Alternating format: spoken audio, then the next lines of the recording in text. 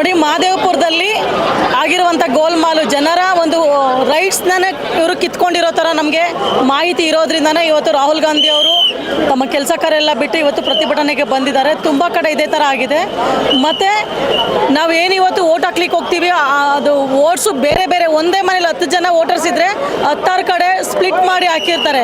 ಅಂದರೆ ಅವರು ಕಾಂಗ್ರೆಸ್ ವೋಟರ್ಸ್ ಏನಾದರೂ ಹೋಗಿದ್ರೆ ತುಂಬ ಕಡೆ ಓಡಾಡಿಕೊಂಡು ಟೈಮ್ ವೇಸ್ಟ್ ಆಗಿ ನಾವು ಓಟೇ ಹಾಕಬಾರ್ದು, ಆ ಬೂತು ಈ ಬೂತು ಅಂತ ಆ ರೀತಿ ಆಗ್ತಾ ಇದೆ. ಮತ್ತು ಯಾರು ಮೈನಾರಿಟಿ ಇದ್ದಾರೆ ಮತ್ತು ಶೆಡ್ಯೂಲ್ ಕ್ಯಾಸ್ಟ್ ಇದ್ದಾರೆ, ಅವ್ರ ವೋಟ್ಸ್ ಎಲ್ಲ ಲಾಸ್ಟ್ ಮೂಮೆಂಟಲ್ಲಿ ಇದೇ ಇರಲ್ಲ, ನಮ್ಮ ಲಿಸ್ಟಲ್ಲೇ ಇರಲ್ಲ, ಆ ರೀತಿ ಆಗ್ತಿದೆ. ಮಹದೇವಪುರದಲ್ಲಿ ಅದು ಒಂದು ಇವಾಗ ನಮ್ಗೆ ಗಣನೆಗೆ ಬಂದದ ಮೇಲೆ ನಾವೀಗ ಪ್ರೊಟೆಸ್ಟ್ ಮಾಡಲಿಕ್ಕೆ ರಾಹುಲ್ ಗಾಂಧಿ ಅವ್ರು ಬಂದರೆ ಅವ್ರಿಗೆ ನಾವು ಕೈ ಜೋಡಿಸ್ತಾ ಇದ್ದೀವಿ ಇವತ್ತು ಪ್ರತಿಯೊಬ್ಬರು.